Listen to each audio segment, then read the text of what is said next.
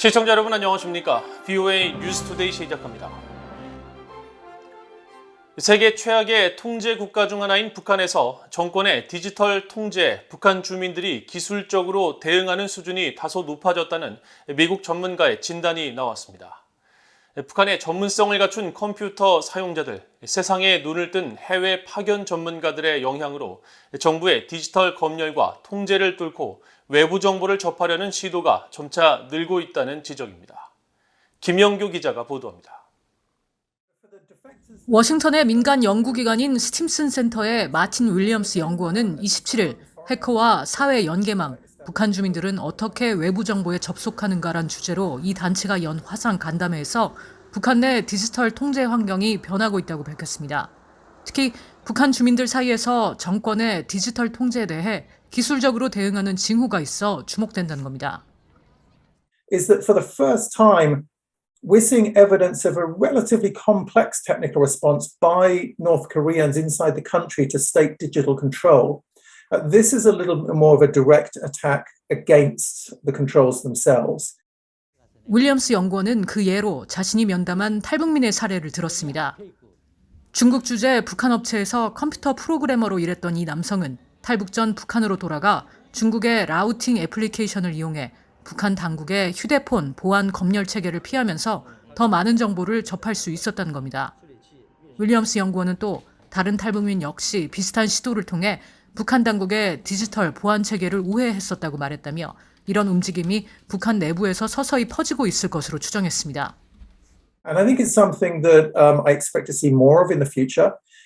North Korea is encouraging a lot of people to study computer science. There's a lot of Android programming going on in the country. 윌리엄스 연구원은 많은 해외 파견 북한 컴퓨터 전문가들이 세상에 눈을 뜨고 새로운 지식으로 무장한 채 여러 애플리케이션을 북한으로 가져온다며 이들은 결국 정권에 등을 돌리게 된다고 말했습니다.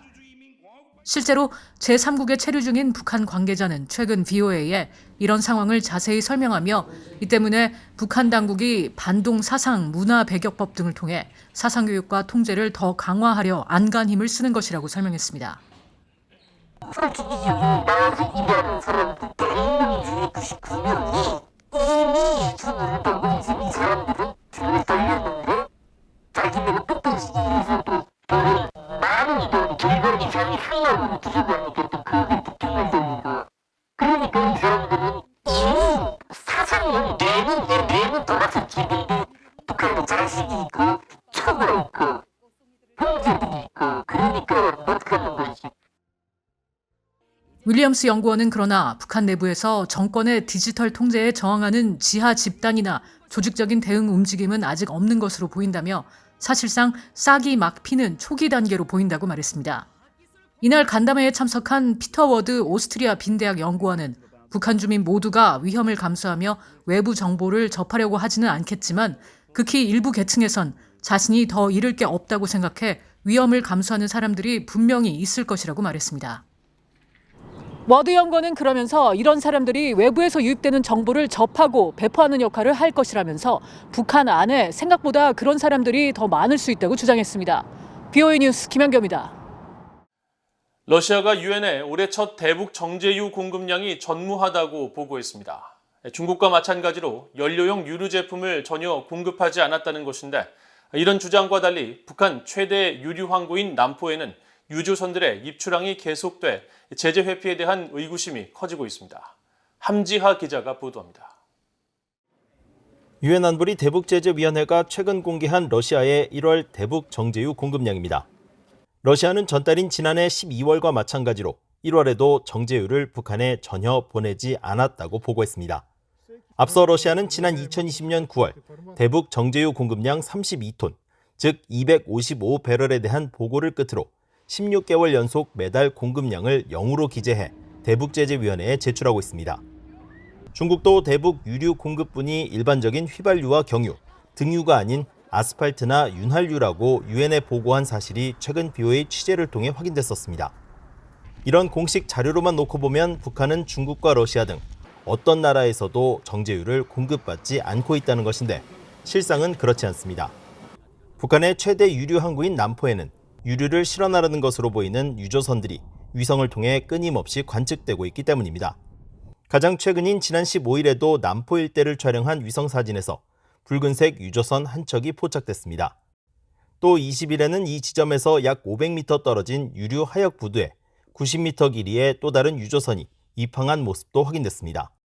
이런 방식으로 남포의 유류 항구를 드나든 선박은 지난 2달간 최소 8척에 달합니다. 유엔 안보리는 지난 2017년 채택한 대북결의 2397호를 통해 북한이 반입할 수 있는 연간 정제유 양을 50만 배럴로 제한한 바 있습니다. 하지만 남포에 하역되는 유류 대부분은 공식 보고 절차를 거치지 않은 불법 유류로 알려져 북한 정권의 제재 회피에 대한 우려가 계속 커지고 있습니다. 북한은 최근 남포 일대에 유류 탱크를 추가한 데 이어 유조선이 정박할 수 있는 하역 시설도 건설하는 등 유류 관련 시설에 대한 확충에 나선 상태입니다. 전문가들은 유엔 안보리 제재로 인해 정상적인 유류 수입이 어려운 상황에서 북한 정권이 불법 한적 등으로 확보한 유류의 비축 역량을 늘리려는 움직임으로 풀이했습니다. BOA 뉴스 함자입니다. 북한 정권이 대북 인권 결의를 채택한 유럽의회를 강도 높게 비난한 데 대해 유럽의회가 기존의 대북 인권 정책을 고수할 것이라는 입장을 분명히 했습니다. 유럽의회 대변인은 27일 최근 북한 당국이 유럽의회를 사기 집단으로 부르며 인권 결의가 날조됐다고 주장한 데 대한 BOA의 논평 요청에 EU의 대북 인권 정책을 그대로 유지할 것이라고 답했습니다. 이런 입장은 이념과 체제에 상관없이 인간의 가장 기본적인 권리와 존엄을 명시한 세계의 인권 선언을 존중하지 않고 국민을 세계에서 가장 억압적으로 통제하며 인권을 침해하는 북한 정권을 규탄하겠다는 유럽연합의 기존 입장을 재강조한 것으로 풀이됩니다.